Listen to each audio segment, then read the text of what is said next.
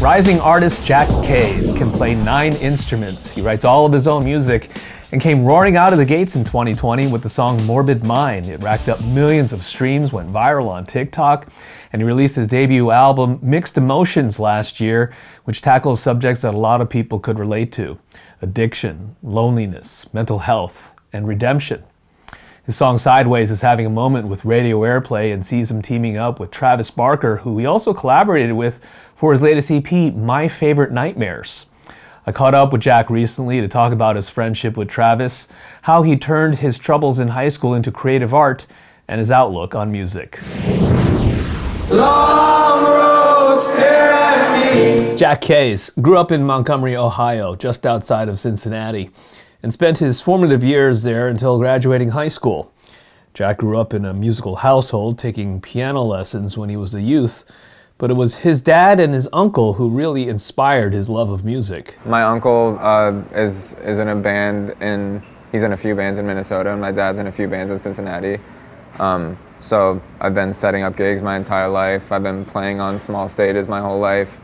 Been playing the drums since I was 3 years old. You know, I've done it as long as I can remember. Jack didn't spend much time listening to whatever was trendy in music while growing up, but there was one notable artist who made quite an impression on him and set him on the path to creating music seriously.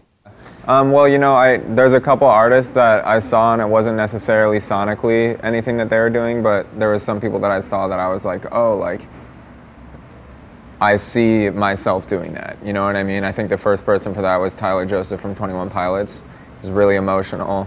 He was from Ohio. He was just like a skinny dude and just like on stage being emotional. And I was like, that's exactly what I want to do. Prior to that, I actually wanted to be a classical piano player.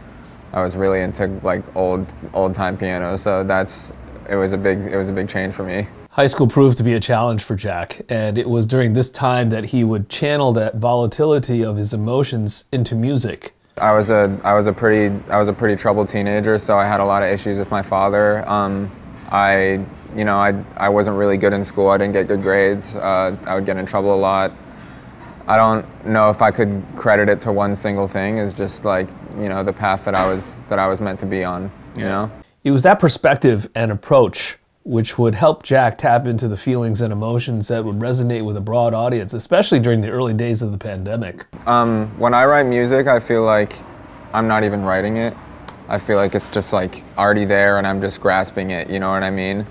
I think there's a lot of people that write music that could explain that. So I don't think like, you know, it's something that I write about that obviously I resonate with, but it's not just for me, and it's not like, it's not mine, you know what I mean? It's everybody's. So I think that's why it resonates with people. I think that's why people react to it the way that they do. Sing it.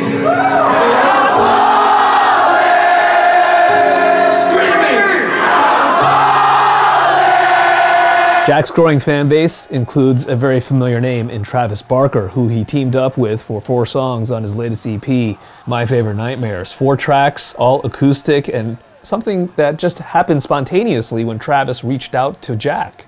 It was so sporadic and on a whim, and you would think like working with Travis is such a planned thing, but it's really not like that. Like, he gets back one week, he's like, you want to get in the studio this week, and you get in the studio that week. Like, you gotta be kind of on call for it.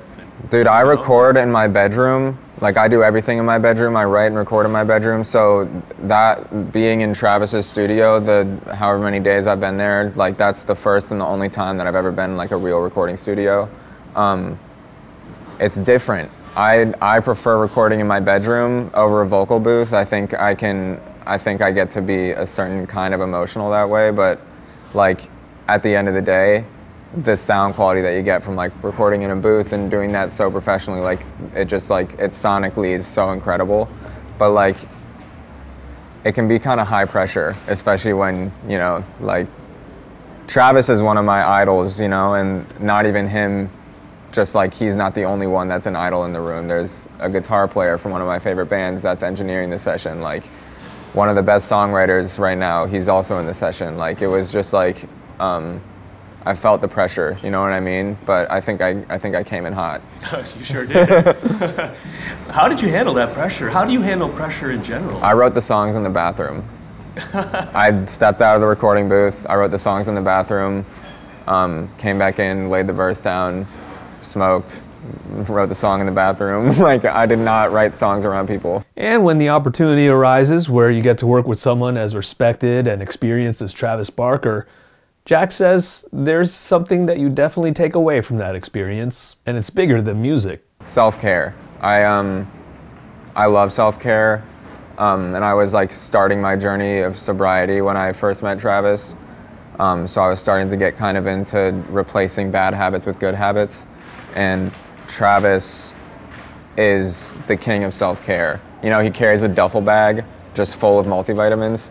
Really? Like, it's a duffel bag, and it's just I like, didn't know what multivitamins in just there. like all these different vitamins and serums and all this stuff, just like keep him at 100, you know what I mean? Because it's like, it can be hectic sometimes, you know what I mean? There's a lot going on. It's a lot of stress on your mind and on your body.